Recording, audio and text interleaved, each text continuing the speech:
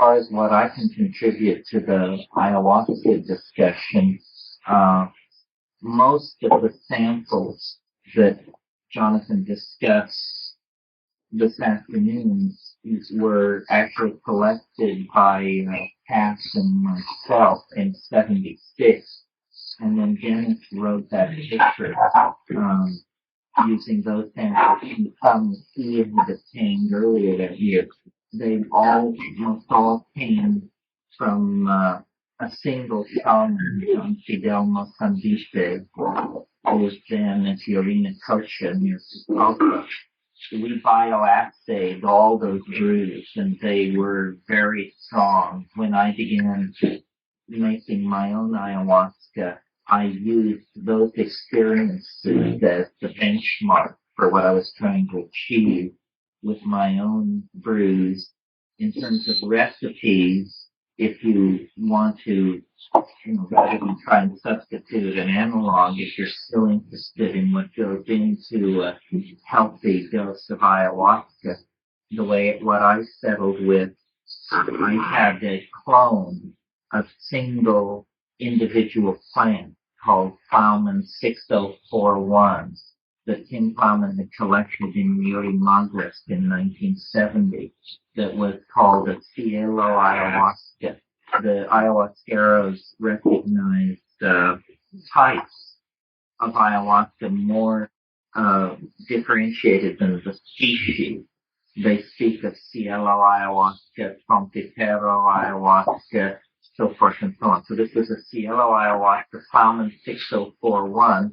I grew it for many years, and when I made ayahuasca, I used 500 grams of fresh material per dose and 85 grams of fresh Dicoteria viridis per dose. And then prepared it in the standard way, which is to boil the total volume of crushed ayahuasca and Dicoteria viridis. You make it in a non-aluminum pot. You don't use aluminum utensils because the aluminum is reactive and will mess with the effectiveness of the ayahuasca. And you layer in the pot, these pots can be quite large, layer in Dicoteria leaves, crushed Banisteriopsis coffee, the entire plant vigorously smashed with a hardwood club to separate the fibrous material. And then you boil it for 4 hours at a rolling boil, not a explosive boil, but a constant boil. Pour off the deeply yellow liquid that results. Harmine is yellow. And you pour off the mother liquor into another container. Replace the first wash with a second wash. Boil it 4 hours more. Then discard all the solid material. Heat it steaming into the bushel. And then combine the two washes, which is a lot of water. I mean, 10, 15 gallons of water. And then and then drive it down to the number of doses that you pre-calculated. I can make up to 12 to 15 doses at a time in pots of this size. And I drive it down to 100 milliliters per dose. In the final evaporation, you want to be careful not to boil it too rapidly, or the sugars, which are cooked out of the ayahuasca, will tend to caramelize and make it thick. This does not affect the pharmacology of the ayahuasca. It makes it hell to swallow. And if you do it right, you can get it down to 100 milliliters, and it will still pour it's as thin as water. It won't thicken unless you have boiled it with too hot a flame. You're not destroying any psychoactive potentials? The more caramelized one and the more liquid one? No, it's more like it's an aesthetic thing. It goes, you hurried it, and if you're giving it to people who are knowledgeable, they will comment on this. The sign of amateurish ayahuasca is ayahuasca that's sick. Does it need and see? Those are just sugars. It's not doing any good. My interest in ayahuasca, which I indulged over 5 years or so, began with, and if you haven't read it, you should probably read Burroughs and Ginsberg's book, The Yahé Letters, The Search for the Blue Flash, is how I think of it. And it sort of initiates the modern era of writing about ayahuasca. The most recent interesting book about ayahuasca, other than Eduardo's commentaries on the paintings of Pablo Amaringo, is probably Michael Kautig's book, Shamanism, Colonialism, and the Wild Man, which is just a wonderful book. Even if you don't give a hoot about drugs, I think it's a wonderful book for the richness of the language and the way in which he tells the stories of the 20th century history of shamanism in the Putumayo region. But my interest in ayahuasca was the same interest that many of the early ethnographers and anthropologists were motivated by, which was persistent rumors of group states of mind. As Jonathan mentioned, the first people to characterize the alkaloid named it telepathy. This was because they had the grandiose hope that this would be a telepathic drug. And in a sense, I think it's too early to dismiss this possibility. Most of us think of telepathy as one person hearing another person's things. That I don't think ayahuasca can deliver, but what it can deliver is an incredible ability to see what other people mean. Ayahuasca is driven by sound, by song, by whistling, and its ability to transform sound, including vocal sound, into the visual spectrum indicates that some kind of information processing membrane or boundary is being overcome by the pharmacology of this stuff, and things normally experienced as acoustic experience become instead visibly detailed. And it's quite spectacular. I mean, I've had ayahuasca where, you can sing a tone and just lay down like a Barnett Newman painting, a chartreuse line 1.5 inches wide in the darkness, and then you switch the tone and cross it at a 90-degree angle, and then as you begin to experiment, you discover that the whole modality of behind your closed eyes is open to being driven by these sounds. And I think probably a lot of the shamanism, especially the main rivers shamanism involving ayahuasca, is this kind of pseudo-telepathic involvement with sound. There are a lot of interesting things about ayahuasca, even in distinction or in contrast with other psychoactive plants. For example, it's essentially brain soup. There's nothing in it which doesn't occur naturally in human neural metabolism. When you take ayahuasca, you alter the ratios tremendously and the concentrations. But, mescaline, so far as we know, salvia divinorum, ibogaine, these things don't occur ordinarily in human metabolism. Mescaline might under certain conditions, but the major psychedelic neurotransmitters are what are represented in ayahuasca. So it's the only hallucinogen I know where if it's made right, the next day or the day after the experience, you actually feel better than if you hadn't done it. I mean, even with mushrooms, which are dear to my heart, the day afterwards, I tend to keep the phone unplugged and to, hot baths and this and that. But on ayahuasca, you're just ready for action. 4 o'clock the next morning. And the hallucinations are extraordinary. They seem to occur, in a way it seems more versatile than psilocybin. The hallucinations can range over a wider range. I mean, they can be anything from nature-based, botanical, insectile to just, you name it. I remember one period of hallucination on ayahuasca where it was gold Egyptian hieroglyphics against black moving through the tunnels and this sort of thing. And it's very, I think it's safe.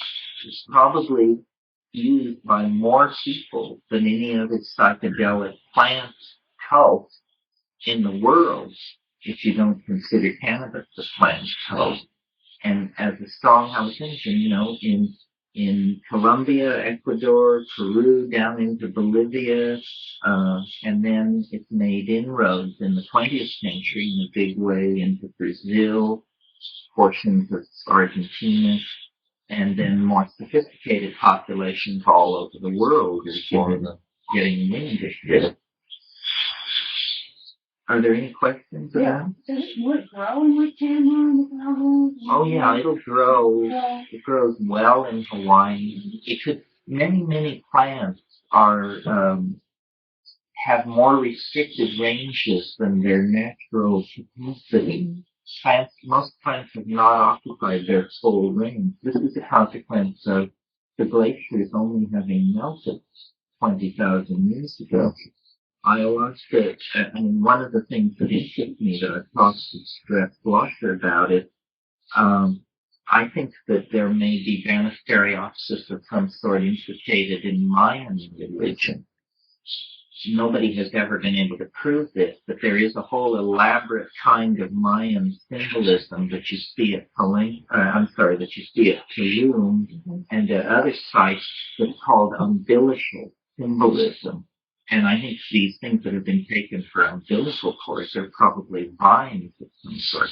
The last time I was at Tikal, in the ruins themselves, there were many yellow flowers, Malpighiaceous flowers on the ground that had clearly been shed by large vines, which you could see going up into the canopy.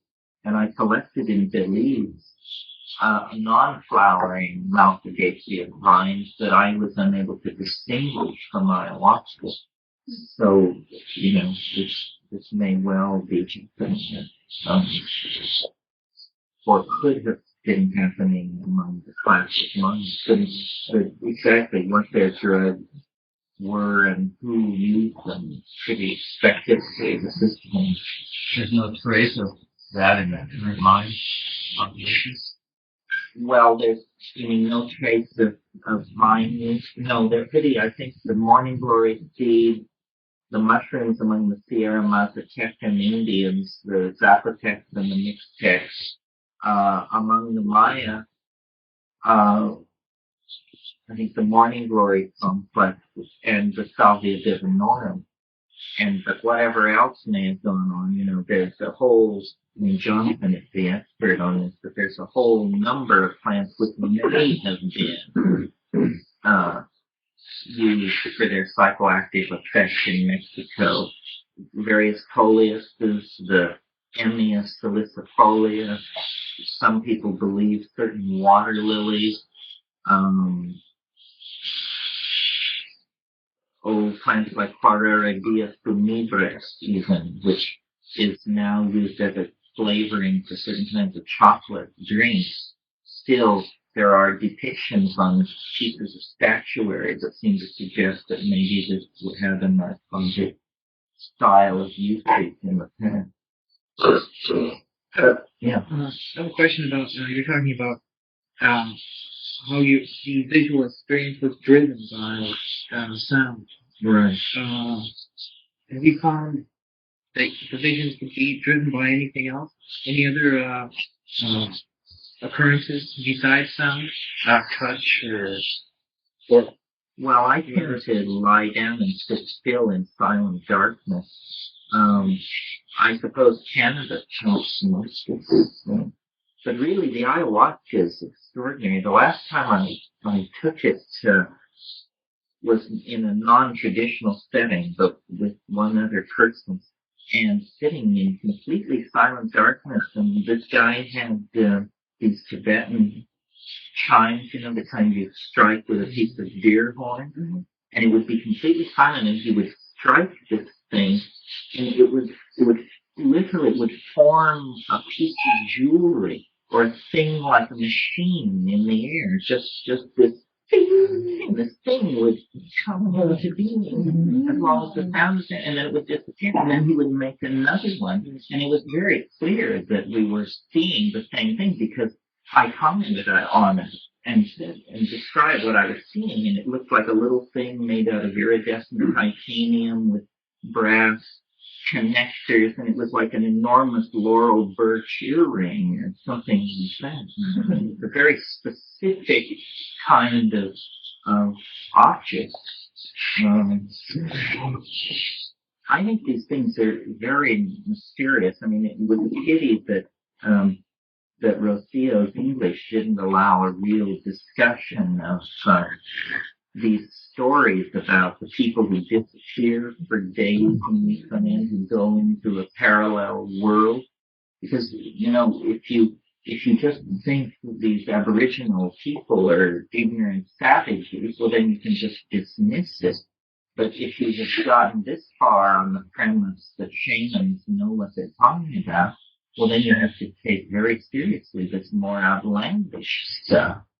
I mean, where do you draw the line, And ayahuasca is, Eduardo Lumen, who some of you know, is very keen to insist that what ayahuasca is really about is where you get on if you keep these diets for weeks and months and then take it repeatedly over and over in these situations of sensory deprivation. And I think these people are basically erasing ordinary linguistic structures, and they live in a world half, perhaps more than half hallucination, and their fears of magical attack and their relationships to invisible beings and all this is a kind of, I suppose, in Western terms, the only thing you could say is it's a kind of self-generated, self-controlled schizophrenia. But that's just the word, schizophrenia. I mean, what it is it's a self-generated, self-controlled immersion in a non-causal, parallel construct of some sort. And the reason shamans live in isolation and on the periphery of modern and high-density urban civilization is essentially so that they can build these capsules in the air that they inhabit. They build unique mythological structures that are like accretions of their very powerful personalities. That's what all this storytelling is about. These stories are the contextual, define the contextual limits of what is possible. And if you live in a culture where night after night, year after year, you've grown up around the fire, hearing the most respected people in the group tell these outlandish stories, then for you it legitimizes the search for a doorway out of mundane experience. And that's really the only precondition for finding such a doorway. I mean, if you love the weird and you probe it often enough, deeply enough, eventually you'll hit the jackpot, and the door will swing open. And ayahuasca is definitely very effective for doing this. Yeah. I guess the Icaros really generate a lot of visions. The song sung, and some of those are available on cassette. Do you think that kind of visionary generation would come through in a cassette if you did an ayahuasca analog and well, if you one of these things? Yeah, I mean, if you listen to the music on ayahuasca, it transforms the music. You have to be very careful. I recall many years ago, it was the night of a total eclipse or some hellish thing in the sky, a total eclipse of some kind. And Sunwater and Adele, who some of you may know, and I decided that we would do this ayahuasca that I had in the back of the refrigerator for years. And this was like a long time ago, maybe 8 years ago, and I got it out, and I couldn't remember whether Don Fidel had said, always shake the bottle or never shake the bottle. So I said, well, to be safe, we should shake the bottle in case that's what he did say. So I did, and I've never had it hit me so hard, and I had put on a record which I had previously found mildly entertaining, and the goal of the first 40 minutes of this ayahuasca trip became to survive the playing of this record. It was so, I don't know. I've had other experiences.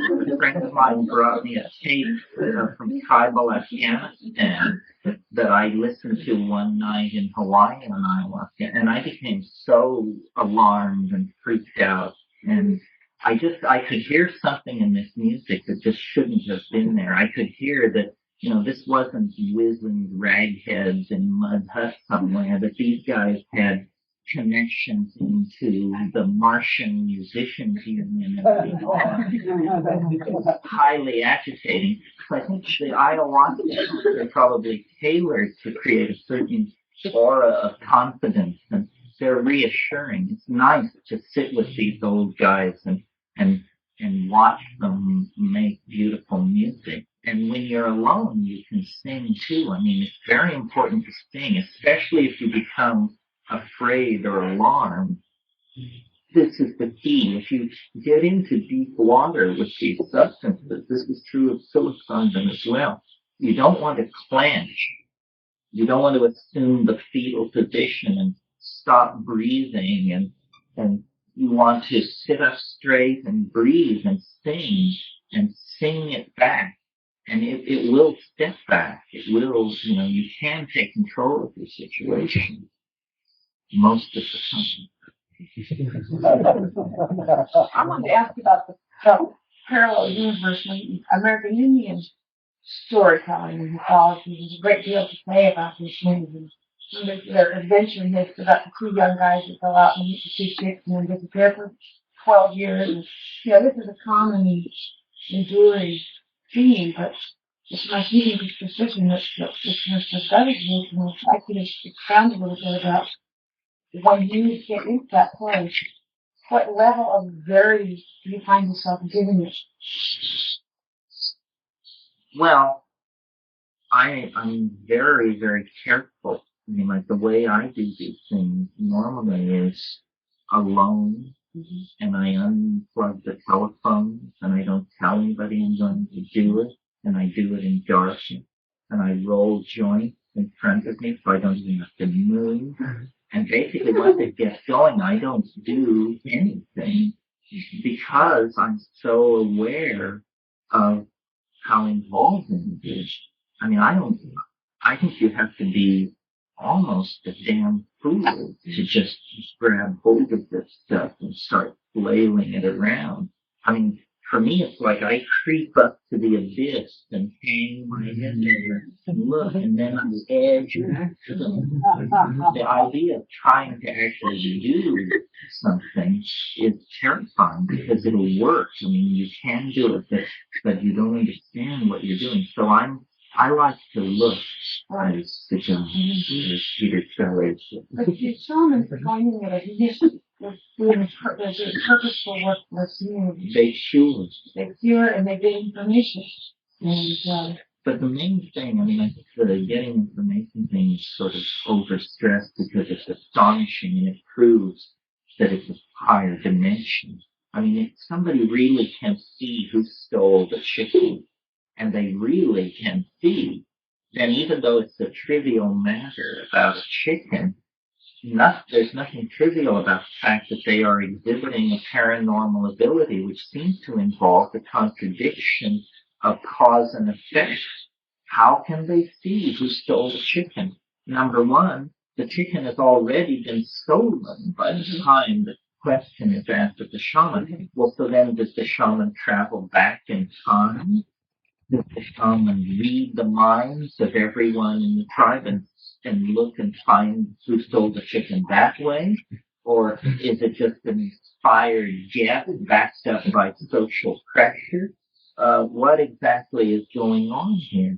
And then when you turn toward the future, it becomes even more mysterious because many of these shamanic things are about deciding where the hunting will take place and saying, if we go to the second waterfall, then there will be capybara to be killed. And then they go and there is, and they do. Well, if you believe that this person actually saw the future, then you're coming perilously close to some kind of determinism, which is, not supportable philosophically. I mean, if the universe is absolutely determined, then thinking has no meaning. Because if the universe is determined, then you think what you think because you couldn't think anything else. Right. So thinking suddenly is divorced from the enterprise of knowing reality. And that's a little discouraging to those of us who butter our bread in the fields of philosophy. So I think it's very mysterious. The model that I use for all of these psychedelics is a mathematical model, not a psychological model or a spiritual model, but a mathematical model. Mind, under the pressure of evolution, under the pressure of the need to defend self and offspring, has folded itself down into the three-dimensional space-time matrix of the body. Mind has has crippled itself in order to caretake the body in the here and now. Well, when you take these psychedelics, it's like it's severed. The mind is severed from the physical envelope, and you wander in a much larger dimension. And it is it is literally a higher dimensional manifold. And that's how these apparently miraculous and magical things. That's why the shaman can see into a human body, because in a higher dimension, the inside and the outside are the same place. There is no distinction. So it's an inner sensorium that has a higher dimensional character to it.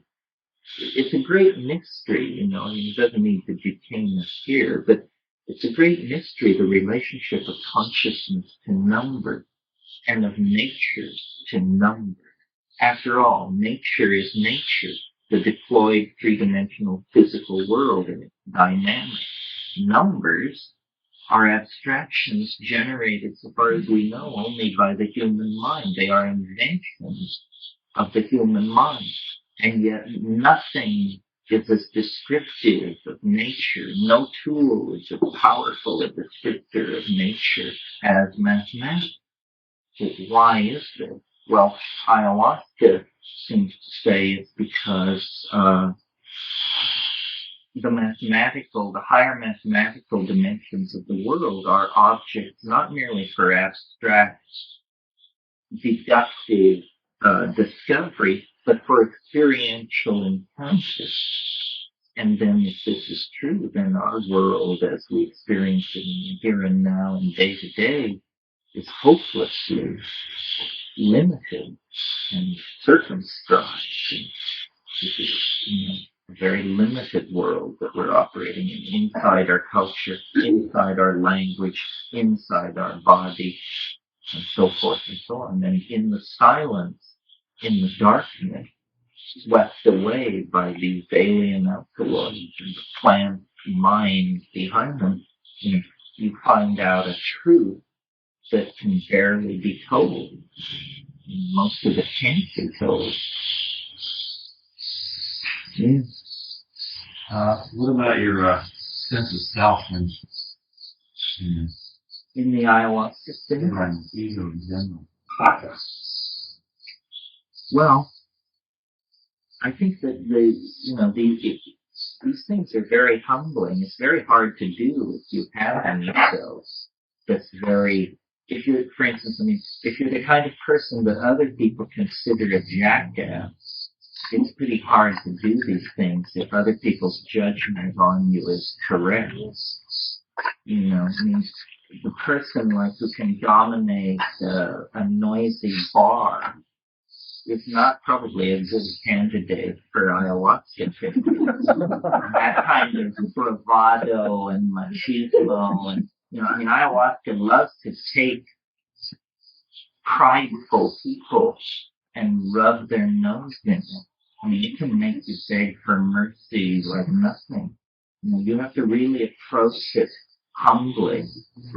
I mean, I speak from experience because I probably am easily betrayed into assuming I know what I'm doing. And that's the moment when catastrophe strikes. And what I always say to it when I go into it is I say, you know, I'm going to take a big dose. So please don't kill me. Here I am. I'm yours. I surrender. I hold nothing back. I didn't cut the dose. I didn't water the tea. So please don't kill me. And then it usually responds by not killing me if it so amuses it. But, you know, you can't demand it. The real bad trips come when you try to put the squeeze on. You know, when you try to force a piece of information. And actually, so that's the difference also in the cultural context of ayahuasca. In many areas where there's been a lot of social disruption, this community, the roads, or 100 years of missionary influence, and what is still remaining in the ayahuasca culture is that the people always think it was some kind of intention either to heal someone or to like send a doctor to your spell to kill someone or something. They don't just take it just to completely just surrender themselves in the lake. I mean, they do too, like during the initiation stuff. But I mean, once they, like the shamans, I guess, or even a lot of the young people, really, they'll just take it with something in mind, you know. Of course, there's exceptions. So the difference with that is that a lot of times, you hear a lot of weird stories about like, I don't know, like young upstart shamans that, or like have like a lightning bolt tap them or something like that. But there's a lot of weird black magic that goes on too, because a lot of people just don't know themselves to, you know, so a lot of deaths are attributed to ayahuasca, either to black magic or. And I think a lot of shamans they like to just graze the underbelly of the thing. They're really concerned about their community and healing sick people and holding it all together. It's an exceptional personality in any society, Amazonian or urban American, who is a go for the gusto kind of person who just wants to get as loaded as they possibly can. I mean, this shaman that I studied with in Peru, the ayahuasca that we would take on Saturday nights for touring would be only about 2/3 as strong, and then every Wednesday night we would take it just he and a couple of other people. He said this was our school, he said. This is when we learn. On Saturday nights we cure the people, but on Wednesday nights, you know, we plunge to the depth. And it was a much more intense, quiet, inward kind of driving in those situations. So if we took ayahuasca on a Wednesday, we'd be having a simultaneous experience with folks down there. Quite so. Every Wednesday. Any day of the week. The week somebody is loaded. How would you compare the nature of reality or perceived reality under ayahuasca and under mushrooms? Well, the thing about psilocybin that is so extraordinary, and I think enough people have experienced this now that we can make a generalization about it. The mushrooms talk; they speak to you in your native tongue and at conversational speed, and it's the damnedest thing until it happens to you. You can't imagine what somebody could be talking about. Once it happens to you, you know exactly what they mean. The mushroom is animate and articulate and also kind of extraterrestrial. Its hallucinations tend to the grandiose, the history ending, the galactarian destiny that awaits the biological overmind. It's this ta-da, ta-da kind of thing. Ayahuasca is biological and organic, and you feel the spirit of the forest, like Rosia said. It's more feminine. And after a good ayahuasca trip, you feel like your eyes are just bugging out of your head because you've spent so much time looking. The language of ayahuasca is visual. It shows you and shows you and shows you and shows you. And once this showing gets going, it's hard to shut it off. I mean, it really wants to show, but it's silently, it spills out this cornucopia of images, and you sting and you manipulate them, where the mushroom is, highly articulate. It also is visual, but it also can talk, which is just such an astonishing thing for a Western, and we are just not prepared for talking fungi. Have you tried the two together? The two together? I wouldn't do that, actually, because I think the monoamine oxidase inhibiting properties of the harmine would so intensify and synergize the psilocybin that you might find yourself swinging from the chandelier. And the shamans don't do that either. In the Amazon, and you can rarely get an ayahuasquero to give you the time of day regarding mushrooms. They always say, well, we use mushrooms when we don't have ayahuasca, but the caveat is, and we always have ayahuasca. Just comments for women who I just seen in the jungle women taking ayahuasca or is it maybe because it's bragging? It depends on the tribal, it depends on the people, but around Pucallpa, there were women in circles. There was this woman, this ancient woman in East Angulo, who just, she drank with the best of them and would recount outrageous visions. And this lady must have weighed under 100 pounds. One of the shamanesses, female shamans that we tried to contact in '76 is this famous woman who studied with Manuel Cordova Rios, the guy who wrote Wizardry of Brimstone. Her name was Juana Gonzalez Opie. He told us about her. She had come to him as a girl of 25 with leprosy, and he had taken her into the woods for 6 months and cured her of leprosy, which that you can cure leprosy with ayahuasca is definitely an unorthodox idea. And she became a major ayahuasquera in this area, and her stuff was said to be the best. But she had lost her hands and her feet, so the experience of taking ayahuasca with her was fraught with her presence, which was freakish in the extreme, especially in the flickering firelight. There's a sort of a new field of medicine, healing with sound, with a person's voice is analyzed, the spectrum analyzer, and the missing notes are provided to that person, just either by singing or humming, or to get the person to just match the note that he's missing. Apparently will heal all kinds of ailments. And I'm wondering if you can see sounds, which is sort of narrow, just can see by the sound that person's voice is making what's totally missing in his picture. I can sing the Well, there's some kind of diagnostic sensitivity to invisible stuff that we don't ordinarily perceive. We were talking last week, some of you may have seen this, I mentioned it because I'm trying to confirm it. I've seen on 3 occasions in my life, at about this light level, sitting watching someone in profile as you're watching me, on a very slight dose of mushrooms, there's something which goes on in front of the person's mouth. It looks like it looks like oil in water.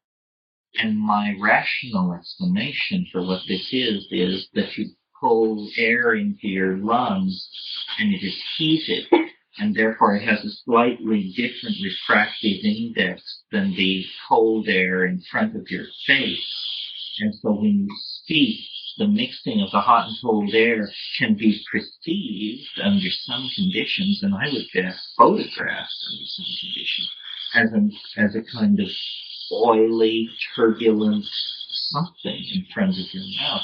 Well, is that cheerful explanation correct, or are we on the brink of something else, some more demanding or exotic phenomenon? I don't know. Yeah. Going back just a little bit, I should probably mention a friend and I have been growing ayahuasca clones. I guess it's from your clone actually for 3 years, and in the lack of the psychoactive or DMT additives, my friend has reported numerous successes with shrooms. Adding the shrooms to the ayahuasca? Yes. What proportion do you know? Not sure. It would be interesting to know. I think you might get away with that. Probably what it would be is a fair bit of ayahuasca and a tiny bit of mushrooms. One of the longest, hardest evenings I ever spent was, I got the idea I would take half a dose of ayahuasca and half a dose of mushrooms. And I felt like I was battling demons to return with a shred of my sanity. I mean, it was just ghastly. I was pretty phobic of that combo. You took them at different times? No, I took them together. 2.5 grams of mushrooms and half a dose of ayahuasca, and it turned me every way but loose. And it was unpleasant. I mean, I really thought I had done it this time. What it did was it interfered. It was very clear. Well, it was very clear. What seemed to be happening was that it was interrupting RNA transcription of short-term memory. So I knew who I was and my history and how I had gotten into this situation, but I couldn't remember the last 3 minutes at all. And this would create this anxiety in me. And then I would forget why I was anxious. And then that would create more anxiety. And I was into some kind of intellectual regress that was, and I was just riveted in this chair. And I thought, if this doesn't unsnap itself, they'll just put me in a ward somewhere. I'll just be carried out here. And it felt like, that scene in 2001 when the guy is outside making the repair, and then he comes back and says, "Open the pod door, Hal." I can't do that, Jay. Well, it was jammed into that machinery in the synapse. I mean, I had this very clear vision of, oh God, it's gone down the wrong pathway. The degraded enzyme has somehow been locked out of the process. And here we are, folks, circling the airfield, running out of fuel, zero visibility down below. And after about 2 to 3 hours of this, it invades us.